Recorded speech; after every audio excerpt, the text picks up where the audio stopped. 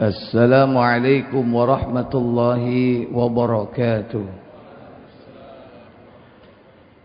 Innal hamdalillah nahmaduhu wa nasta'inuhu wa nastaghfiruh wa na'udzu billahi min sururi anfusina wa min sayyiati a'malina. Man yahdihillahu fala mudilla lahu wa man yudlil fala hadiya lahu. Wa asyhadu an la ilaha illallah wahdahu la syarika lahu. وأشهد أن محمدا عبده ورسوله اللهم صل وسلم وبارك على محمد صلى الله عليه وعلى آله وأصحابه ومن تبعهم بإحسان إلى يوم الدين أما بعد. Puja dan puji syukur kita panjatkan kepada Allah atas limpahan nikmat. Pada malam yang berbahagia ini kita bertemu kembali untuk satu aktivitas yang tiada harapan melainkan agar Allah menurunkan keberkahannya melalui niat ikhlas kita dalam rangka talabul ilm, menuntut ilmu syar'i. Semoga Allah memberikan kemudahan kita memahaminya, mengamalkannya, serta istiqomah di dalamnya. Tak lupa salawat dan salam selalu tetap terlimpah kepada junjungan kita baginda Nabi Muhammad sallallahu alaihi wasallam. Demikian pula untuk keluarga beliau, keturunan beliau, para sahabat beliau dan seluruh pengikutnya hingga tegaknya hari kiamat. Ikhwatal iman, a'azzani Allah wa iyyakum. Malam ini kita akan membahas satu topik, yakni tentang hari kiamat. Hari kiamat banyak sekali sebutannya di dalam Al-Quran. Kadang disebut secara lugas dengan Yaumul Qiyamah. Qiyam artinya berdiri, karena nanti manusia akan dibangkitkan dari kuburnya. Kadang juga Allah menyebutnya dengan As-Sa'ah. As-Sa'ah secara bahasa artinya adalah waktu. Artinya saat itu terjadi. Saat tidak lain adalah yang dimaksud, yakni kehancuran total seluruh alam semesta. Allah juga kadang menyebutnya dengan bahasa yang lain. Kadang disebut dengan Al-Haqqah, kadang dengan Al-Qari'ah, kadang dengan Al-Waqi'ah. Banyak sekali, tidak kurang dari 20 macam sebutan tentang kiamat. Artinya pada saat itu terjadi, yakni seluruh alam ini hancur. Karena memang Allah menghendaki kehancuran itu. Adapun waktunya, tak seorang pun di antara kita yang tahu kapan terjadinya. Sehingga dialog antara Nabi kita dengan malaikat Jibril dalam sebuah pertemuan, ketika Nabi ditanya, akhbirni anis sa'ah, terangkan kepadaku kapan terjadinya hari kiamat. Maka Nabi menjawab, mal mas'ulu anha bi'a'lama minas sa'il. Orang yang ditanya tidak lebih tahu dari orang yang bertanya. Orang yang ditanya adalah Rasulullah, tidak lebih tahu daripada orang yang bertanya. Siapa yang bertanya? Jibril alaihissalam. Padahal keduanya dua makhluk utama di bangsa masing-masing. Satu dari kalangan manusia, yaitu Rasulullah. Satu lagi dari kalangan malaikat, yaitu malaikat Jibril. Ternyata kedua makhluk mulia ini tidak tahu kapan terjadinya. Nabi ketika ditanya tentang tanda-tandanya, barulah Nabi menjawab pertanyaan malaikat Jibril. Ketika Nabi ditanya, akhbirni an amaratiha, terangkan kepadaku tentang tanda-tandanya. Baru Nabi menyebutkan 2 tanda. Itu pun tanda kecil. Padahal itu belum terjadi. Tapi itulah Allah memberikan informasi perkara yang gaib untuk orang-orang yang dikehendaki oleh Allah di kalangan para nabi dan juga para rasul atau utusan Allah, baik dari kalangan manusia ataupun dari kalangan malaikat. Maka tanda-tandanya disebutkan oleh Nabi SAW, yang para ulama membagi tanda itu menjadi alamatus sughra, tanda-tanda kecil. Kemudian ada alamatul kubra, yaitu tanda-tanda besar. Di antara tanda-tanda besar, yang pertama yakni dukhon, munculnya kabut atau asap. Yang kedua Dajjal, keluarnya Al-Masihud Dajjal. Yang ketiga turunnya Nabi Isa alaihissalatu wassalam. Yang keempat keluarnya bangsa Ya'jud dan Ma'jud. Yang kelima terbitnya matahari di tempat terbenamnya, yaitu sebelah barat. Kemudian yang keenam munculnya dabbatul ard, binatang melata yang keluar dari perut bumi, yang membawa tongkat Nabi Musa dan cincin Nabi Sulaiman. Saat itulah ditetapkan siapa kafir, siapa mukmin. Dengan cincin Nabi Sulaiman, orang mukmin disentuh wajahnya menjadi bersinar, terang, putih, cemerlang. Sementara orang kafir disentuh hidungnya dengan tongkat Nabi Musa, maka wajahnya hitam legam. Sehingga ada dua golongan besar, yaitu between white and black. Hanya ada putih dan hitam. Hanya ada orang mukmin dan orang kafir. Orang munafik sudah tidak ada. Karena pintu tobat sudah tertutup. Orang munafik sudah tidak ada. Mereka orang munafik digolongkan dengan orang-orang kafir. Mereka berwajah hitam legam. Maka saat itulah penentuan, di mana Allah Jalla wa'ala akhirnya akan mewafatkan, yakni orang-orang mukmin dengan mengirim angin dingin yang melewati ketiak mereka, sehingga mereka mati semuanya. Diwafatkan oleh Allah. Bagian daripada penyelamatan terhadap orang-orang mukmin, di mana mereka tidak akan menjumpai yakni kedahsyatan hari kiamat. Itulah nikmat bagi mereka yang memiliki iman walaupun seberat dzarrah. Maka yang tinggal setelah itu yakni orang-orang kafir, hidup bagaikan binatang, bagaikan ternak, balhum adhal, bahkan lebih rendah, lebih hina daripada hewan ternak. Maka setelah itu tanda berikutnya terjadilah pembenaman, yakni khasfun bil masyriq, di sebelah timur, wa khasfun bil maghrib, pembenaman di sebelah barat atau di bumi sebelah barat, dan yang terakhir wa khasfun fi jaziratil Arab, yakni pembenaman di jazirah Arab. Tuntas sudah 9 tanda. Maka setelah itu tanda yang ke-10 munculnya api di Najd, di Yaman, dari sumur api yang menggiring manusia menuju ke padang mahsyar. Maka setelah itu terjadi kehancuran total. Kapan itu terjadi? Tidak ada seorang pun yang tahu. Hanya Allah saja yang tahu. Karena itu termasuk perkara yang gaib. Bahkan manusia sempat bertanya kapan terjadinya. Dalam surah Al-A'raf 7 ayat 187. Allah katakan, yas'alunaka 'anis sa'ah. Yas'alunaka 'anis sa'ati ayyana mursaha.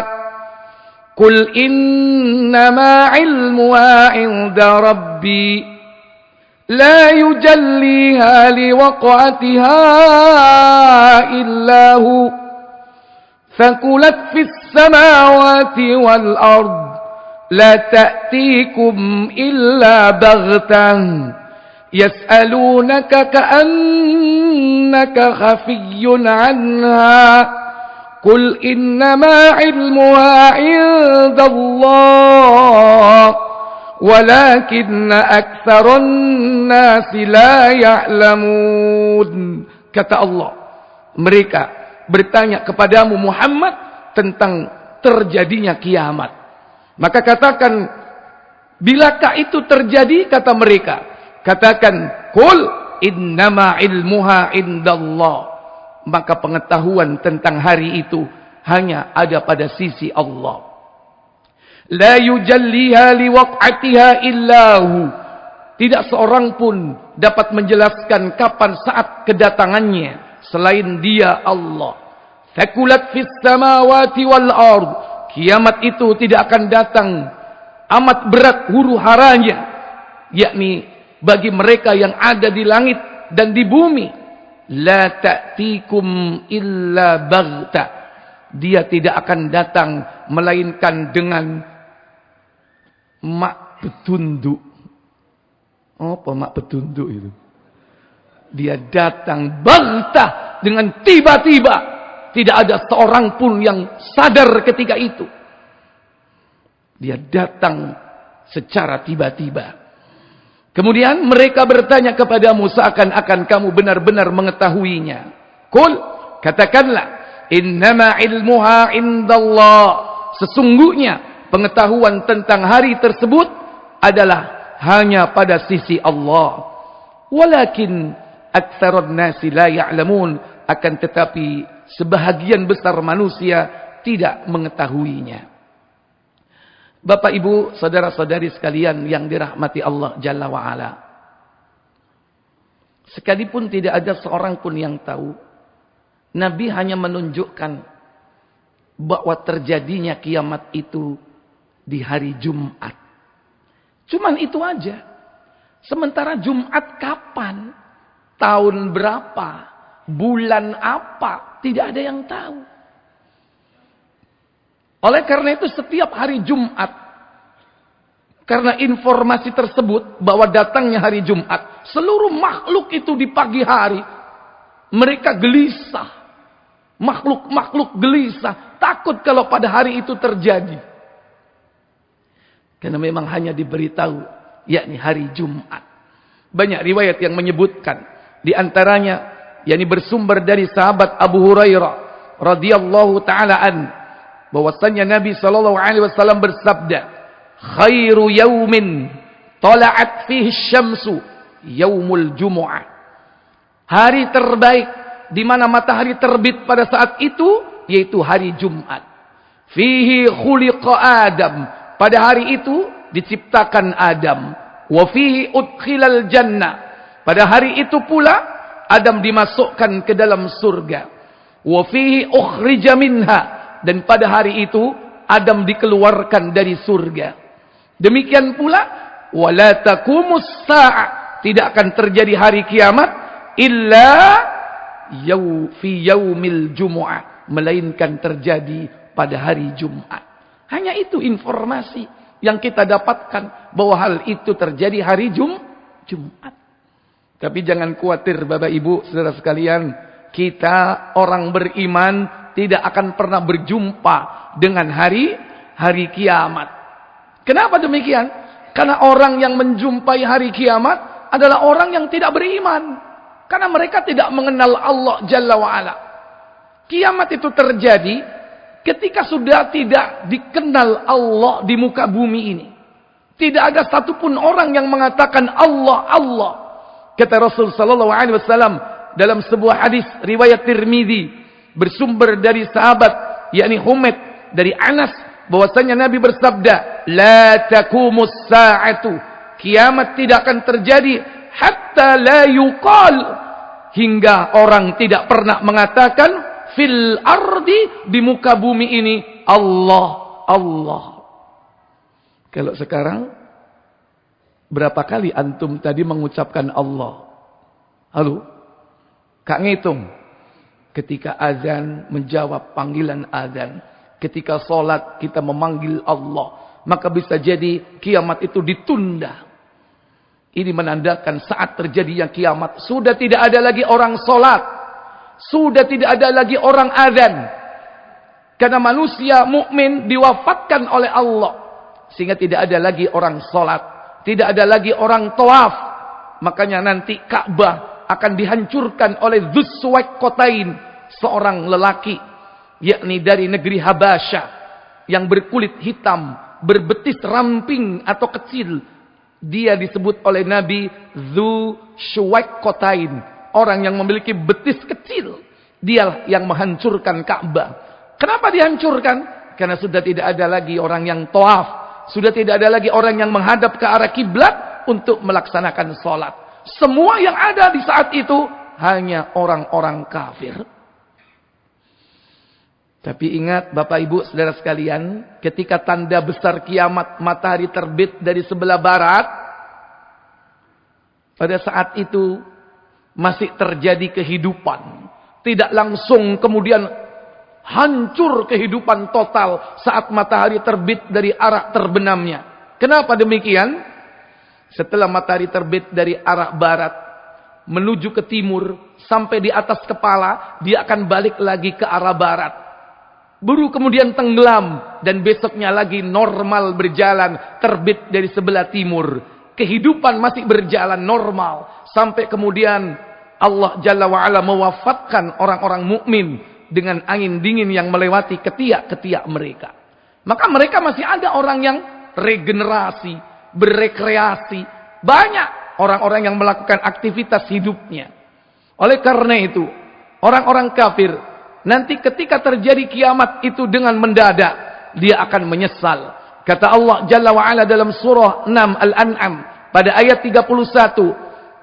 Allah berfirman, "Qad khasira alladhina kazzabu biliqa'illah hatta idza ja'athumus sa'ah حتى إذا جاءتهم الساعة بغتة قالوا يا حسرتنا على ما فرطنا فيها وهم يحملون أوزارهم على ظهورهم ألا ساء ما يزرون. Kata mereka, sungguh telah rugilah orang-orang yang mendustakan pertemuan dengan Rabb mereka.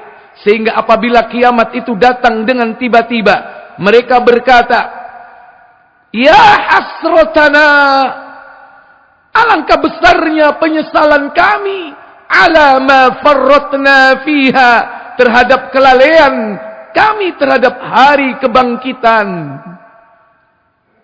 Inilah penyesalan yang tidak akan pernah berakhir. Penyesalan yang tidak akan pernah ada obatnya. Dia menyesal dengan penyesalan yang sangat mendalam.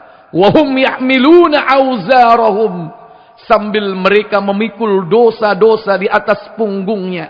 Ala zuhurihim, semua perbuatan dosanya dipikul di atas punggungnya. Ala sa'a ma yazirun, maka amat buruklah apa yang mereka pikul itu. Para ulama menerangkan bahwa tentang kejadian kiamat, saat itu akan terjadi 3 kali tiupan, yaitu tiupan sangkakala. Sangkakala ditiup oleh malaikat yang disebut dengan sahibul qarni, yakni pemilik tanduk. Karena sangkakala itu tidak lain adalah tanduk yang ditiup. Ketika ditanya Nabi SAW oleh seorang Arab Badui, dia datang kepada Nabi SAW dan bertanya, "Masur, apakah sangkakala itu?" Asur, qal, Nabi mengatakan, qarnun yunfakhu fi, tanduk yang ditiup. Maka dalam Quran ada Dzulqarnain, pemilik 2 tanduk. Bisa bermakna majaz, bisa bermakna hakiki. Dzulqarnain dimaknai hakiki, yakni memang benar-benar di kepalanya muncul seperti 2 buah tanduk. Qarnain. Dimaknai majazi, Dzulqarnain dalam Al-Quran pada surah Al-Kahfi, yaitu orang yang memiliki kekuasaan yang luas, terbentang dari barat sampai timur.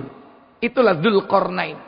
Beda dengan sahibul qarni, pemilik tanduk, berarti cuma 1 tanduknya. Tapi tanduk di sini bukan ada pada kepala, tapi tanduk yang siap ditiup.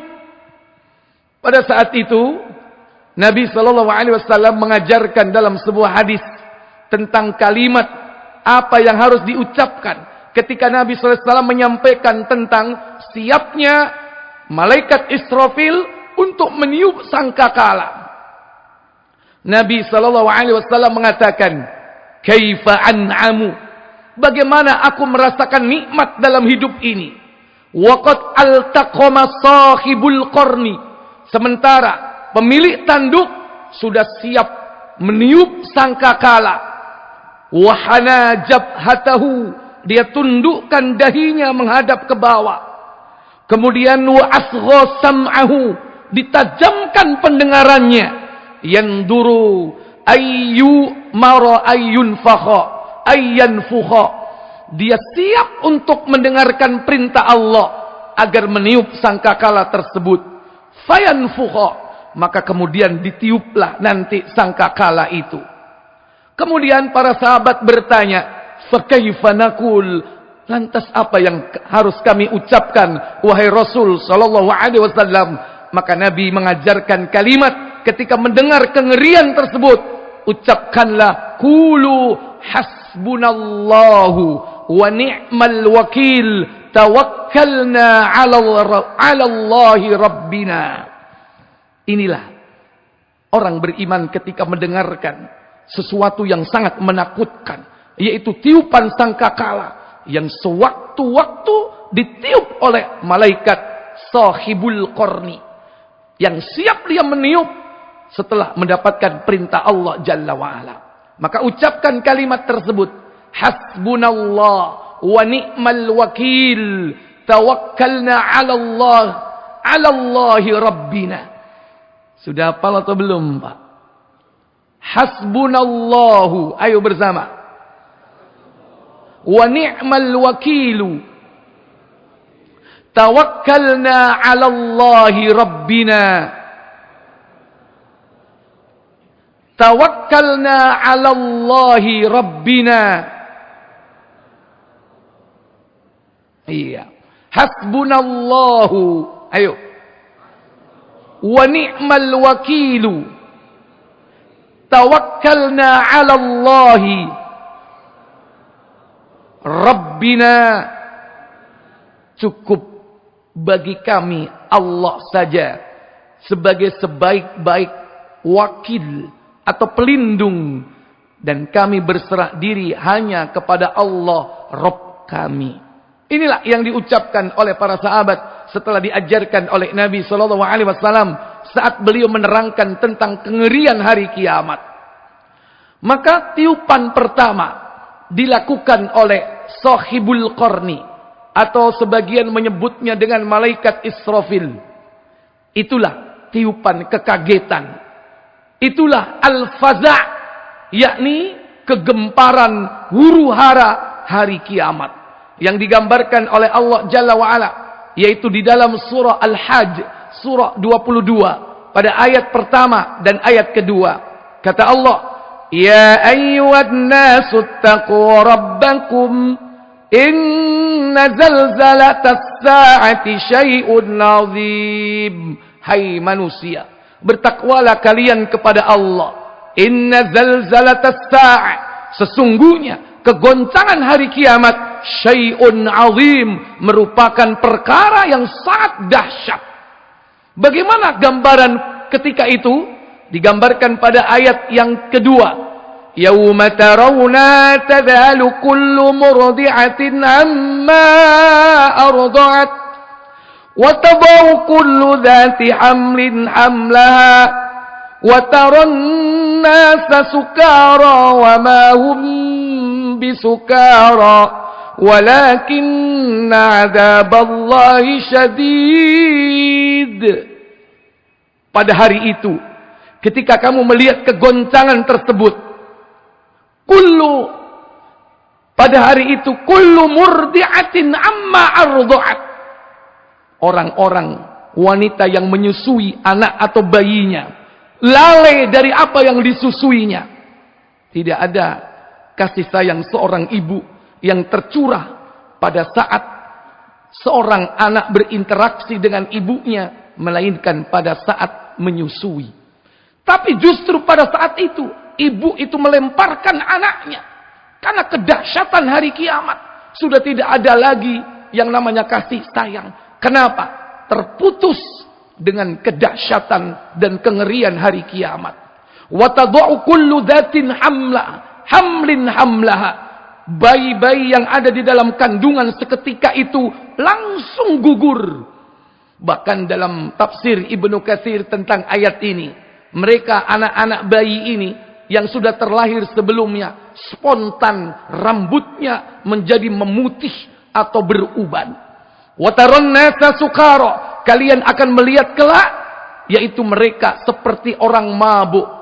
Akan tetapi, wa ma hum bisukara, mereka itu tidak mabuk. Bagaimana Pak orang mabuk itu Pak? Sempoyongan. Ya apa? Kok iso meraktekno? Wis tahu dah. Yes. Dia berjalan sempoyongan, tidak tentu arah. Ini karena kedahsyatan kengerian hari kiamat. Wa ma hum bisukara, sebetulnya mereka itu tidak mabuk, walakin adzaballahi syadid, akan tetapi dahsyatnya azab Allah Jalla wa Ala yang terjadi begitu kerasnya pada saat itu. Kalau disebutkan bahwa mereka melemparkan bayi yang disusui, bayi-bayi yang ada di dalam rahim pun keguguran, berarti masih ada orang kawin nggak? Masih ada orang kawin apa menikah ya? Ketika itu orang Islam sudah tidak ada. KUA wis gak ono. Kawin apa nikah? Kawin. Karena mereka hidup seperti binatang, Pak. Mereka kawin, mereka saling bunuh. Hukum yang berlaku, hukum rimba saat itu. Siapa yang kuat, dialah yang menang. Tapi kodrat manusia masih berjalan. Mereka terus beranak pinak, beregenerasi. Terus mereka juga melakukan rekreasi. Apapun, makan, minum, bersenang-senang. Pada saat itulah Allah Jalla wa'ala menghukum mereka dengan kengerian dan kedahsyatan hari kiamat. Maka tidak berselang lama setelah itu terjadi, maka Allah Jalla wa'ala perintahkan malaikat Israfil meniup sangkakala yang kedua. Diterangkan di dalam surah yakni Az-Zumar 39 pada ayat ke-87. Wa nufikha fis suri fasa'iqa man fis samawati wa man fil ard illa man syaa Allah. Dan ditiuplah sangkakala. Fasa'iqa man fis samawat, maka matilah semua yang ada di langit, wa man fil ardi, dan siapa saja yang ada di bumi, illa, kecuali man sya'allah, yakni orang-orang yang dikehendaki oleh Allah tidak mati. Inilah tiupan kematian, tiupan kehancuran total. Semua makhluk dimatikan oleh Allah. Semua alam akan dihancurkan oleh Allah. Bumi, langit, dan apa yang ada di antara keduanya digulung oleh Allah, digenggam oleh Allah, digoyang oleh Allah. Dapat kita saksikan bagaimana gambarannya di dalam banyak ayat Al-Quran. Dalam surah Al-Qari'ah, dalam surah Al-Zalzalah, disebutkan dalam surah Al-Qari'ah, hari kiamat. Mal qari'ah, apakah hari kiamat itu? Wa ma adraka mal qari'ah, dan tahukah kalian apakah hari kiamat itu? Yauma yakunun nasu kal farashil mabthus, pada hari itu manusia bagaikan laron aneh-aneh yang bertebaran. Wa takunul jibalu kal ihnil manfush, dan gunung bagai kapas yang ditiup angin, berhamburan, dicabut oleh Allah dari bumi. Padahal gunung itu adalah pasaknya bumi. Padahal Allah telah menancapkan sejak Allah ciptakan langit dan bumi. Tapi dicabut oleh Allah Jalla wa'ala. Sehingga terjadilah kegoncangan yang dahsyat. Idza zulzilatil ardu zilzalaha, apabila bumi digoncangkan dengan segoncang-goncangnya. Pada saat itu, wa akhrajatil ardu athqalaha, bumi mengeluarkan beban-beban berat yang dikandungnya. Apa yang ada di dalam perut bumi? Ada magma, ada lava, ada lahar. Keluar semua itu.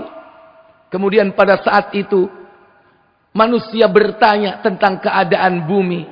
Wa qalal insanu malaha, ada apa ini? Mereka bingung. Yauma idzin tuhadditsu akhbaraha. Pada saat itu bumi menceritakan keadaannya. Kenapa? Sudah tidak ada lagi orang yang bercerita saat itu. Kalau sekarang ada bencana, televisi masih bisa cerita. Ada laporan pers. Oh, terjadi gempa, terjadi tsunami, terjadi banjir. Belum kiamat. Begitu kiamat, seluruh kantor berita nggak ada. Orang yang meliput nggak ada. Orang yang mengabarkan nggak ada. Yauma idzin tuhadditsu akhbaraha. Pada saat itu bumi mengabarkan tentang keadaannya. Para ibu, para bapak, saudara sekalian, banyak ayat-ayat yang bisa kita lihat dalam Al-Quran. Bagaimana kengerian hari kiamat. Maka orang beriman cukup dengan tadabbur Al-Quran. Membaca ayat-ayat Al-Quran. Dia menangis melihat kedahsyatan hari kiamat. Kenapa? Orang mukmin tidak akan berjumpa dengan itu semua. Yang berjumpa adalah orang-orang kafir. Maka ketika membaca ayat-ayat yang berisi tentang hari kiamat, resapi dan rasakan betapa dahsyatnya Allah Jalla wa'ala, yakni menghancurkan seluruh ciptaannya ketika itu. Allah menggulung langit bagai menggulung kertas. Kata Allah di dalam surah Al-Anbiya pada ayat 104. Yauma natwi as-samaa'a ka tayyi as-sijilli lil kutub kama bada'na awwala khalqin nu'idu wa'dan 'alaina inna kunna fa'ilin. Kata Allah, pada hari kami gulung langit sebagaimana menggulung lembaran-lembaran kertas. Sebagaimana kami telah memulai penciptaan pertama kali, maka begitulah kami akan mengulanginya. Wa'dan 'alaina, sebagai janji yang pasti akan kami tepati. Inna kunna fa'ilin, sesungguhnya kami pasti akan merealisasikannya. Inilah gambaran ketika Allah menggulung langit bagikan menggulung kertas. Dalam sebuah hadis Allah Jalla wa'ala menyebutkan bahwa Nabi SAW menggambarkan hari kiamat sebagaimana yang diinformasikan dalam sebuah riwayat bahwa Allah menggenggam langit, bumi dan seluruh makhluk kemudian menggoncangkannya. Dari sahabat Abdullah bin Mas'ud radhiyallahu taala anhu, seorang pendeta Yahudi datang kepada Nabi dan dia berkata, yumsikus samawati yaumal qiyamah ala isba'id. Pada hari kiamat Allah akan memegang yakni langit yang berlapis 7 itu dalam 1 jari. Wal ardu ala isba', bumi dalam 1 jari. Wal jibal wasyajar wal ma', gunung-gunung, tanam-tanaman, air, wattara, dan juga yakni hewan-hewan ala isba' dalam 1 jari. Wasairil khalqi, seluruh makhluk semuanya dipegang ala isba' dalam 1 jari. Thumma yahizzuhunna, kemudian digoncang. Orang Yahudi, pendeta tersebut menggambarkan dengan goncangan. Digoncang. Fayaqul, lantas Allah mengatakan, Anal Malik, aku adalah raja. Karena sudah tidak ada lagi raja-raja di muka bumi. Karena Allah sudah hancurkan mereka semua. Maka Allah lah satu-satunya raja pada saat itu. Kemudian Nabi SAW membaca ayat وَمَا قَدَرُ اللَّهَ حَقَّ قَدْرِهِ وَالْأَرْضُ جَمِيعًا قَبْضَتُهُ يَوْمَ الْقِيَامَةِ وَالسَّمَاوَاتُ مَطْوِيَّاتٌ بِيَمِينِهِ سُبْحَانَهُ وَتَعَالَى عَمَّا يُشْرِكُونَ. Dan mereka tidak mengagungkan Allah dengan pengagungan yang semestinya. Wal ardu jami'a qabdatuhu yaumal qiyamah. Pada hari itu bumi seluruhnya ada dalam genggaman Allah. was samawat matwiyatum biyamini, dan langit pada saat itu yakni digenggam, digulung dengan tangan kanannya. Bahkan disebut dengan apa? Biyamini, dengan tangan kanannya. Subhanahu wa ta'ala amma yasyrikun. Maha suci Allah Jalla wa Ala yang maha tinggi dari apa yang mereka persekutukan. Dalam riwayat yang lain, Nabi SAW menggambarkan bagaimana keadaan kiamat. Hadis yang berasal dari sahabat Abdullah bin Umar radhiyallahu taala anhuma.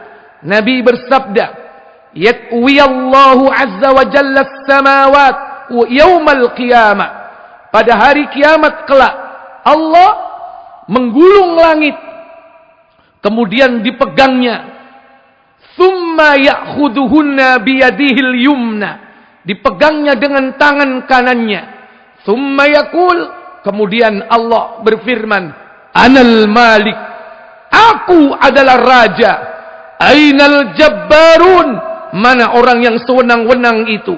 Ainal mutakabbirun, mana orang yang sombong itu. Thumma yatwiyal ardin bishimali, kemudian bumi digenggam dengan tangan kirinya." Hadis ini ada kecacatan makna atau redaksi. Kenapa? Tidak mungkin Allah menggenggam dengan tangan kirinya, karena Allah tidak punya tangan kiri. Sekalipun Allah memiliki dua tangan, ingat, kedua tangan Allah adalah kanan. Allah memiliki dua tangan sebagaimana firman-Nya dalam surah yakni Al-Maidah surat ke-5 ayat yang ke-64. Wa qalatil yahudu yadullahi maghlula. Orang-orang Yahudi mengatakan tangan Allah terbelenggu. Ghullat aydihim walu'inu bima qalu. Sesungguhnya tangan mereka orang-orang Yahudilah yang terbelenggu. Walu'inu bima qalu. Mereka dilaknat akibat apa yang mereka ucapkan. Bal yadahu mabsutatan yunfiku kaifa yasha. Bahkan kedua tangan Allah terbuka lebar. Allah memberi, menginfakkan sesuka kehendaknya bagi mereka yang dikehendakinya. Allah memiliki dua tangan, tetapi bukan kanan dan kiri, tetapi Allah memiliki kedua-duanya adalah kanan. Diriwayatkan dalam sebuah hadis riwayat At-Tirmidzi dari Abu Hurairah, ia berkata, Rasul sallallahu alaihi wasallam bersabda, ketika Allah telah menciptakan Nabi Adam dan telah menghembuskan ruh kepadanya, Adam kemudian bersin, hasying. Kemudian Allah mengucapkan kalimat, yarhamukallah, semoga Allah merahmatimu.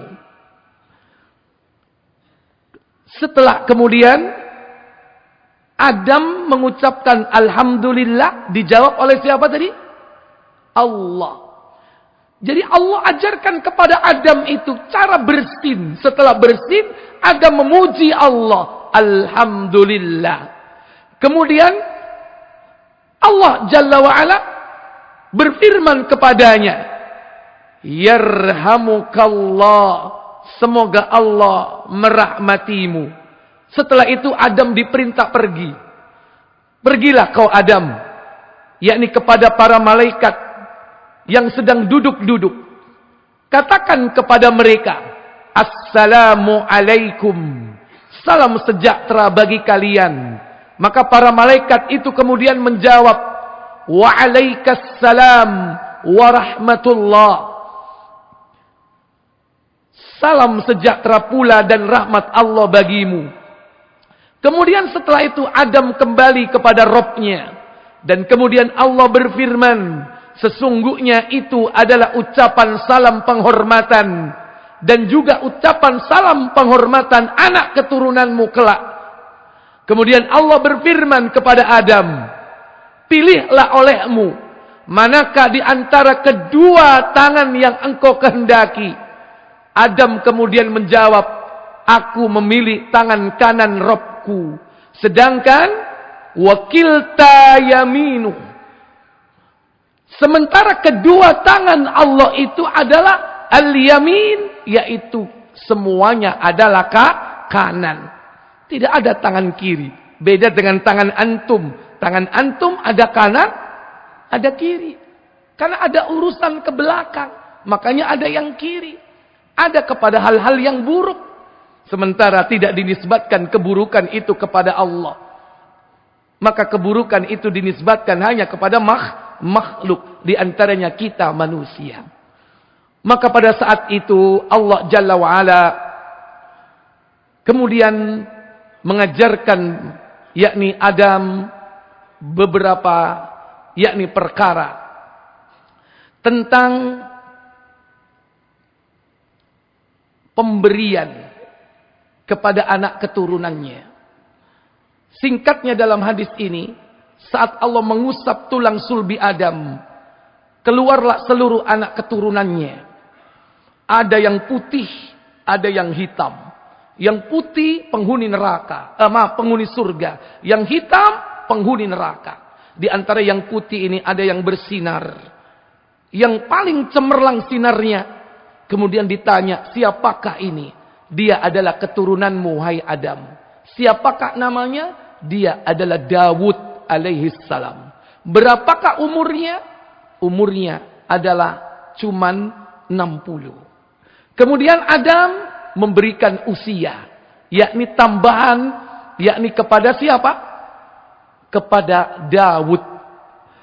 Jadi genaplah, yakni berapa? 40, afwan, tadi umurnya berapa? 40. Kemudian ditambah oleh umur Adam sejumlah 60. Berarti total usia Nabi Dawud berapa? 100 tahun. Berarti umur Nabi Adam berkurang berapa? 60 tahun. Ketika usia 940 tahun, Adam didatangi oleh malaikat maut. Kemudian diminta untuk dicabut nyawanya. Lantas kemudian Adam menolak. Malaikat maut kemudian mendatanginya, lalu Adam berkata, sesungguhnya engkau datang terlalu awal atau tergesa-gesa. Sesungguhnya telah ditetapkan usiaku adalah 1000 tahun. Lantas malaikat menjawab, akan tetapi engkau telah memberikan yakni 60 tahun untuk putramu bernama Daud. Adam pun mengingkarinya, sehingga keturunannya pun mengingkari. Adam lupa, sehingga keturunannya pun juga lupa. Maka sejak itulah dimulailah pencatatan. Gara-gara Adam lupa dan mengingkari, akhirnya Allah menempatkan 2 malaikat di kanan dan di kiri yang bernama Raqib dan Atid. Sehingga setelah itu seluruh amal perbuatan manusia dicatat oleh 2 malaikat tersebut. Gara-gara apa? Adam lupa kalau dia pernah memberikan usianya 60 kepada putranya Daud. Ikhwatal iman, a'azzani Allah wa iyyakum. Pada saat tiupan yang kedua, semua mati. Fasa'iqa man fis samawat. Di langit semua mati. Siapa? Para malaikat. Wa man fil ardi. Semua yang di bumi mati semua. Illa man sya'allah. Kecuali yang diberikan oleh Allah kehidupan. Siapakah mereka yang dikehendaki oleh Allah tidak mati? Para ulama berbeda pendapat tentang siapa yang termasuk dikehendaki oleh Allah tidak mati. Di antaranya, yakni ada riwayat dari sahabat Muqattil bin Hayyan. Demikian pula ada riwayat dari para ulama. Di antaranya dalam kitab Ar-Ruh yang ditulis yakni oleh Imam Ibnul Qayyim Al-Jauziyah. Di mana ketika itu semua mati kecuali pertama malaikat yang tidak mati, yaitu Jibril. Yang kedua, Mikail. Yang ketiga, Israfil. Dan yang keempat, Malakul Maut. Akan tetapi, dalam tafsir Ibnu Katsir, semua malaikat ini pun akan mati. Dan bahkan yang terakhir mati adalah Malakul Maut. Karena dia bertugas mencabut nyawa. Kemudian menurut Ibnu Hajar Al-Asqalani, di dalam kitab Fathul Bari, bahwa yang tidak mati itu adalah malaikat Hamalatul Arsh, yaitu malaikat yang mengusung arsh, yang jumlah mereka adalah 8 malaikat yang mengusung arsy yang agung, di mana mereka termasuk malaikat yang paling besar. Jarak antara yakni ujung telinganya dengan pundaknya yakni jauh perjalanan 500 tahun. Itulah malaikat hamalatul arsy. Itulah yang kata yakni Imam Ibnu Hajar Al-Asqalani yang tidak mati. Kemudian ada pendapat dari Imam Ahmad bin Hambal. Mereka yang tidak mati adalah Ridwan, malaikat Malik, bahkan ular dan kalajengking yang ada di neraka. Adapun menurut Ibnu Taimiyah ditambahkan satu lagi yang tidak mati, yaitu para bidadari surga yang tidak mati. Inilah beberapa pendapat tentang makna kalimat illa man sya'allah, kecuali mereka yang tidak mati. Para ibu, para bapak, saudara-saudara sekalian yang dirahmati Allah Jalla wa'ala, setelah semuanya dimatikan oleh Allah, hanya Allah sajalah yang ada pada saat itu, maka Allah pun mengatakan Anal Malik, aku adalah raja. Mana orang-orang yang sombong, mana orang yang sewenang-wenang, aku adalah raja. Kemudian dalam tafsir diterangkan setelah itu Allah pertama kali menghidupkan makhluk, yakni malaikat Israfil sahibul qarni. Malaikat inilah kemudian diperintah oleh Allah, yaitu meniup sangkakala yang terakhir, yaitu sangkakala yang ketiga. Dalam surah Az-Zumar ayat 87, kelanjutannya berbunyi, "Tsumma nufikha fihi ukhra فَإِذَا هُمْ قِيَامٌ يَنْظُرُونَ." Kemudian ditiup sangkakala itu sekali lagi, maka tiba-tiba mereka berdiri menunggu keputusan dari Allah Jalla wa'ala. Tiupan inilah tiupan kebangkitan. Inilah Yaumul Ba'ts, hari di mana manusia dibangkitkan dari kuburnya. Sekalipun semuanya hancur, tapi Allah sisakan ajbuz zanab. Apa ajbuz zanab? Tulang ekor. Tulang inilah yang tidak hancur. Dari sanalah disusun kembali tubuh manusia. Nabi SAW bersabda, diriwayatkan dari sahabat Abu Hurairah. Beliau mengatakan, "Laisa syai' minal insani illa yabla." Tidak ada sesuatu yang ada pada manusia melainkan akan hancur, illa kecuali azman wahidan, yakni satu tulang. Apa itu? Wa huwa ajbuz zanab, itulah tulang ekor. Wa minhu yurakkabul khalqu, darinya lah disusun kembali, yakni makhluk-makhluk yaumal qiyamah, kelak pada hari kiamat. Berarti nang kuburan iku akeh apa? Tulang apa? Tulang ekor. Tapi sampean gak usah golek-golek. Apa meneh gawe panganane doro cek menangan. Nah, iku lak biasane biyen sampean suka ngedu doro, dipangani balunge mayit.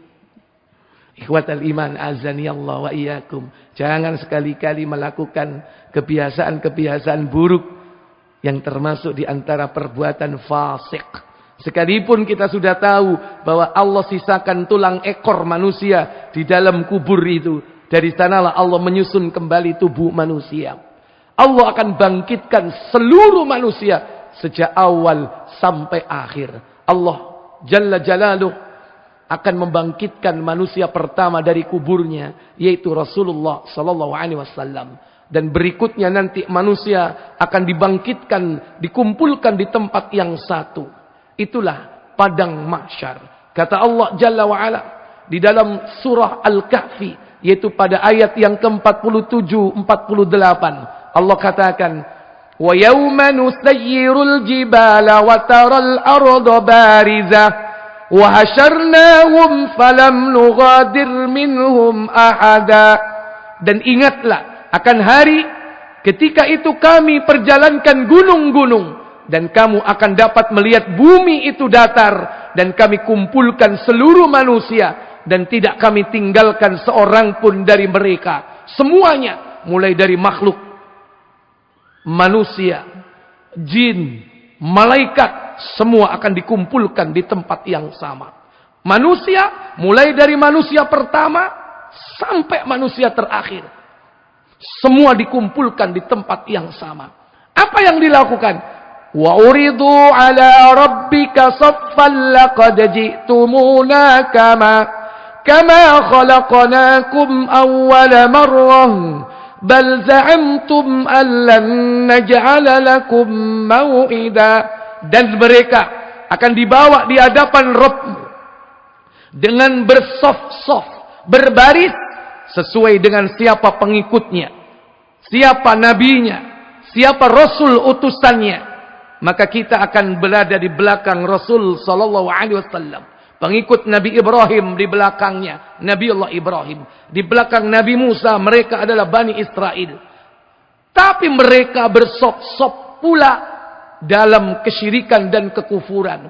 Maka orang-orang kafir, mereka berada di belakang matahari yang dia sembah. Berhala, Latta, Uzza yang mereka sembah. Seluruh makhluk-makhluk yang disembah pun dihadirkan. Dan mereka akhirnya dijungkir balikkan ke neraka. Tapi orang-orang beriman, termasuk orang-orang munafiklah yang tinggal di sana, menunggu keputusan dari Rabb mereka. Sebagaimana kami menciptakan kamu pada permulaan, bahkan kalian mengatakan bahwa sekali-kali tidaklah kami menetapkan bagi kamu waktu memenuhi perjanjian. Inilah ucapan orang-orang kafir, bahwa mereka sama sekali tidak memiliki keyakinan akan terjadinya hari yang telah dijanjikan, yaitu hari kiamat. Kemudian Allah Jalla wa'ala akan mengumpulkan makhluk di antaranya, yakni binatang. Dalam surah Al-An'am pada ayat yang ke-38 kata Allah, "Wa ma min dabatin fil ardi wala ta'irin yatiru bi janahihi illa umamun amsalukum ma farratna fil kitabi min syai' thumma ila rabbihim yuhsyarun." Dan tiadalah binatang-binatang yang ada di bumi dan burung yang terbang di langit dengan kedua sayapnya, melainkan mereka adalah yakni makhluk seperti kalian semua. Dan ma farratna fil kitabi min syai', tiadalah kami alpakan semua itu dalam kitab. Kemudian Allah Rabb-Mu akan menghimpun kalian semua. Di mana? Tempat yang berbeda dengan bumi yang kita pijak saat ini. Allah akan mengganti bumi dengan bumi yang berbeda. Allah akan mengganti langit dengan langit yang berbeda. Kata Allah dalam surah Ibrahim, yakni pada ayat yang ke-48, "Yauma tubaddalul ardu ghairal ardi was samawat." Pada hari ketika bumi diganti dengan bumi yang lain, begitu pula langit diganti dengan langit yang lain. Wa barazu lillahil wahidil qahar, dan mereka berkumpul menghadap kepada Allah yang Maha Perkasa. Diterangkan dalam sebuah riwayat, bumi diganti dengan bumi yang baru. Bumi pada saat itu warnanya putih cemerlang, bagaikan perak berkilat. Tekstur tanahnya lembut bagaikan tepung. Tidak ada tanda-tanda apapun. Tidak ada pohon, tidak ada gunung, tidak ada laut, tidak ada sungai. Satu-satunya tanda adalah matahari. Itu pun Allah dekatkan begitu dekatnya, dengan jarak hanya 1 mil dari kepala manusia. Itulah hari yang sangat meresahkan. Hari di mana manusia kepanasan. Semua keringatnya bercucuran sesuai dengan kadar keimanan dan ketakwaannya. Ada yang tenggelam semata kaki, selutut, sepinggang. Ada yang sampai mulutnya. Ada yang tenggelam dengan keringatnya. Semua tergantung dari amal perbuatan saat mereka di dunia. Mereka dikumpulkan dalam keadaan tak beralas kaki, dalam keadaan telanjang, dalam keadaan tidak berkhitan. Nabi SAW mengatakan, "Yuhsyarun nas khufatan, uratan, ghurlan." Pada hari itu manusia dikumpulkan tanpa alas kaki, tanpa pakaian, tanpa khitan. Maka Aisyah bertanya, bagaimana mungkin pada saat itu manusia dikumpulkan, laki perempuan bercampur jadi satu? Apakah mereka tidak melihat satu dengan yang lainnya? Lantas Nabi menjawab, yauma idzin asyaddu ayyandura ba'dhum ala ba'd. Pada hari itu wahai Aisyah, situasi sangat menakutkan sehingga manusia tidak akan berpikir untuk melihat satu dengan yang lainnya, sekalipun mereka dikumpulkan bersama-sama dalam keadaan telanjang. Kira-kira kalau saat di dunia ini manusia dikumpulkan seperti itu, kira-kira bagaimana Pak? Lari atau kemana? Lari kemana? Lari mendekat. Astagfirullah. Pada saat itu manusia akan lari dari semuanya. Yauma yafirrul mar'u min akhi. Pada saat itu manusia lari dari saudaranya. Wa ummihi wa abi. Dari ibunya dan bapaknya. Wa sahibati wa bani. Dan juga mereka akan lari dari istri atau pasangan hidupnya. Dan juga dari anak-anaknya. Mestinya ketika mereka berkumpul, bertemu dengan keluarga, mereka saling bertegur sapa, saling lepas kangen. Tapi ketika di padang mahsyar, ketika mereka ketemu bapaknya, ketemu ibunya, ketemu anaknya, ketemu saudaranya, ketemu istrinya, ketemu suaminya, mereka pada lari tunggang langgang. Kenapa? Karena mereka takut diminta pertanggungjawaban, dituntut di hadapan Allah Jalla wa'ala. Maka jangan heran kelak nanti ada bapak menuntut anaknya, anak menuntut bapaknya, saudara saling menuntut anak, atau suami menuntut istri, istri menuntut suami. Makanya mereka takut. Itulah hari kengerian, yakni dahsyatnya yaumul mahsyar. Semua dikumpulkan dan akan ditegakkan keadilan oleh Allah Jalla wa'ala. Hingga binatang dikumpulkan oleh Allah. Makanya dalam ayat disebutkan, wa idal fuhushu husyirat. Apabila binatang-binatang liar dikumpulkan. Untuk apa? Dikisos. Ditegakkan keadilan. Kambing dengan kambing. Rusa dengan rusa. Sapi dengan sapi. Yang dulu saling menanduk kemudian mati. Sapi yang bertanduk, yang menanduk sapi yang tidak bertanduk kemudian mati, akan dibangkitkan dalam kebalikannya. Sapi yang dulu mati ditanduk, dia dibangkitkan dengan tanduknya untuk sekedar menanduk siapa? Menanduk sapi yang dulu menanduknya. Setelah kisos ini terjadi, adil, kemudian mereka dijadikan tanah. Selesai urusan setelah ditegakkan keadilan oleh Allah, maka bagi binatang mereka dijadikan tanah. Tapi bagi manusia, apakah selesai urusan? Belum selesai. Disitulah ganjaran kebaikan dan keburukan. Kalau tidak surga, maka neraka. Makanya banyak orang-orang nanti pengen seperti binatang. Yauma yanzurul mar'u ma qaddamat yadah wa yaqulul kafiru ya laitani kuntu turaba. Ketika mereka melihat dahsyatnya siksa Allah, mereka mengatakan, alangkah celaka bagiku, ya laitani kuntu turaba. Alangkah lebih baik aku menjadi tanah saja, sebagaimana hewan-hewan semua itu. Kenapa? Karena urusannya selesai. Tapi bagi manusia belum selesai. Perjalanan masih panjang. Ada yaumul hisab, ada yaumul mizan, ada yaumul haud, ada yaumul sirat, ada pembalasan surga dan neraka. Semoga Allah Jalla wa'ala memudahkan kita untuk berkumpul dan mempertanggungjawabkan seluruh amal perbuatan kita di hadapan Allah kelak.